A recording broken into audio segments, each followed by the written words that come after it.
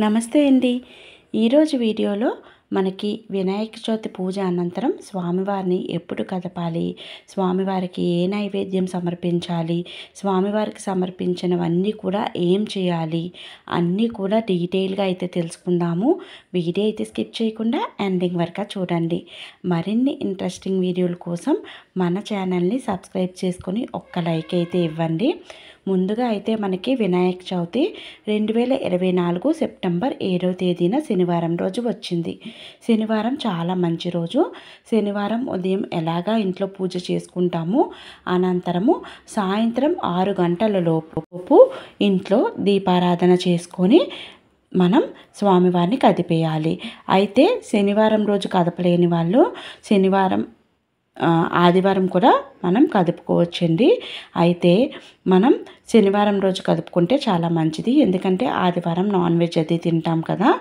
అయితే మనం శనివారం రోజు సాయంత్రం నైవేద్యం కింద దద్దోజనం స్వామివారికి సమర్పిస్తే చాలా మంచిది. లేదు అంటే ఏమన్నా పళ్ళు కూడా సమర్పించవచ్చు. స్వామివారి దగ్గర పెట్టిన నిర్మాల్యాలు, ఆకులు అన్నీ కూడా తీసేయాలి. తీసేసి మనం అన్నీ కూడా ఒక కవర్లో వేసుకోవాలి. ప్రసాదాలు ఏవైతే ఉన్నాయో ప్రసాదాలన్నీ తీసేసి మనం తినవచ్చు, లేదా ఎవరికైనా సరే పిల్లలకి అది కూడా పంచిపెట్టినా పర్వాలేదు. వినాయకుని పెట్టిన నైవేద్యాలు. ఇక కలశ పూజ చేసిన కలశం ఏదైతే ఉంటుందో ఆ కలశంలోని నీటిని ఇల్లంతా సంప్రోక్షణ చేస్తే ఎటువంటి దుష్టశక్తులు లేకుండా ఇంట్లో అంతా కూడా పాజిటివ్గా ఉంటుంది. ఇక స్వామివారికి పెట్టిన పుష్పాలు అన్ని నిర్మాల్యాలన్నీ కూడా ఒక కవర్లో వేసేయాలి. గరికి పుష్పాలు అన్నీ కూడా వదిలిపోలేనివి ఏమైనా ఉంటే అవి ఒక ఉర్లీలో పెట్టుకొని డెకరేట్ చేసుకోవచ్చు. ఉన్న రిమైనింగ్ అన్నీ కూడా పెట్టేయాలి.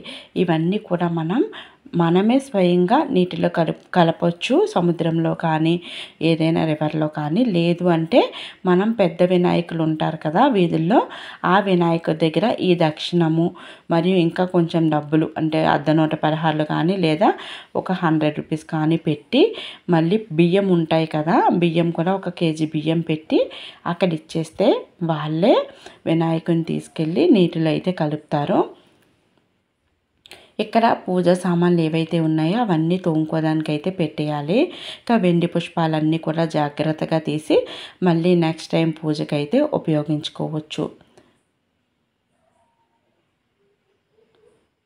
ఒకరోజే ఉంచుకుంటామనుకునే వాళ్ళు శనివారం కలుపుకోవచ్చు. లేదు అనుకునే వాళ్ళు శనివారము, ఆదివారము, సోమవారం 3వ రోజు, కొంతమంది అయితే 5 రోజులు ఉంచుతారు. అలా మీ ఇష్టాన్ని బట్టి ఉంటుంది.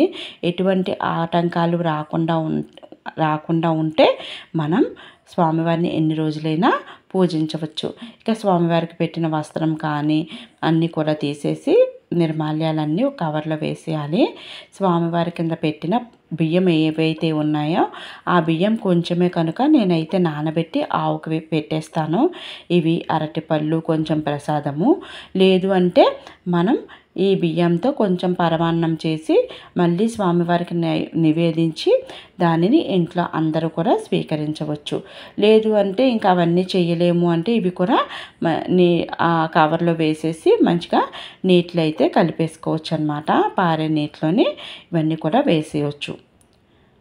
చెప్పాను కదా, కలశంలో నీళ్ళు అన్నీ కూడా మనం ఇల్లంతా జల్లి రిమైనింగ్ ఏదైనా చెట్టు మొదట్లో వేసేయాలి. ఈ గిన్నెలన్నీ కూడా మనం క్లీన్ చేసుకొని నెక్స్ట్ పూజకు ఉపయోగపడుతుంది. ఫ్రూట్స్ అన్నీ కూడా తీసేసి మనం తినవచ్చు, ఎవరికైనా పెట్టవచ్చు. తర్వాత పుష్పాలన్నీ తీసేసాను కదా, ఇవన్నీ కూడా డెకరేషన్ చేసినవి అన్నీ కూడా తీసేసి మళ్ళీ మనం ఉపయోగించుకోవచ్చు.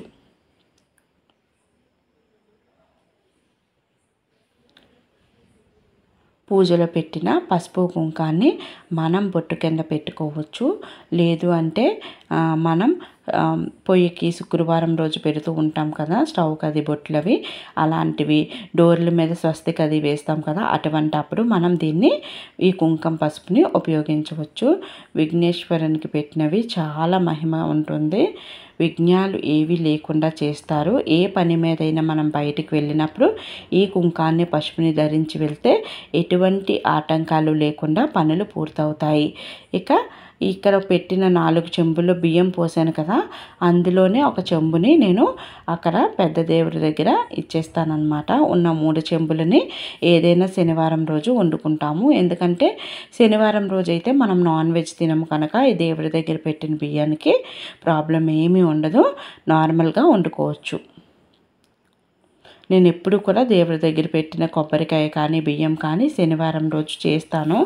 ఎందుకంటే అందరూ స్వీట్ చేసుకోవడానికి ఇష్టపడరు, అందువల్ల శనివారం రోజు అయితే మనకి మంచిది. ఇన్ని బియ్యం మనం నీటిలో అయితే కలపకుండా మనకి యూజ్ చేసుకుంటే మంచిది అని నా అభిప్రాయం అన్నమాట. చూస్తున్నారు కదా, ఈ గరికి ఇవన్నీ కూడా తీసేస్తాను. పాలవెల్లి కూడా అక్కడే ఒక కవర్లో పెట్టి ఇచ్చేస్తామన్నమాట. అన్నీ కూడా ఒక ప్లేట్లో పెట్టేస్తాను. వినాయకుడిని, ఈ నిర్మాల్యాలు, ఇక పాలవెల్లితో కొన్ని పళ్ళు కూడా పెడతాను. అక్కడ పిల్లలు ఎవరైనా ఉంటే ఆ పెద్ద దేవుడి దగ్గర వాళ్ళు తీసుకొని తింటారు కదా అనే ఉద్దేశంతో ఈ దక్షిణము, బియ్యము ఇవన్నీ కూడా అక్కడే ఇచ్చేస్తాను. ఈ డెకరేషన్ ఐటమ్స్ అయితే నెక్స్ట్ ఇయర్కి అయితే యూజ్ చేసుకుంటాము. ఇక స్వామివారిని తీసిన తర్వాత మనం కదిపిన తర్వాత మనం కదిపేటప్పుడు ఒక మంత్రాన్ని చదవాలి. సారీ, ఇప్పటివరకు చెప్పలేదు. స్వామివారిని కదిపేటప్పుడు పైకి లేపేటప్పుడు 3 సార్లు లేపి కింద పెట్టి యథాస్థానం ప్రతిగత్యతే అనుకొని, స్వామి ఈ సంవత్సరానికి ఇలా పూజ చేసుకునే అవకాశం నాకు ఇచ్చావు, వచ్చే సంవత్సరం కూడా ఇలానే నిన్ను ఆరాధించేలాగా మమ్మల్ని అనుగ్రహించి మా ఇంటికి మళ్ళీ రా అని నమస్కరించుకోవాలి. నమస్కరించుకొని మనం స్వామివారిని కదపాలి.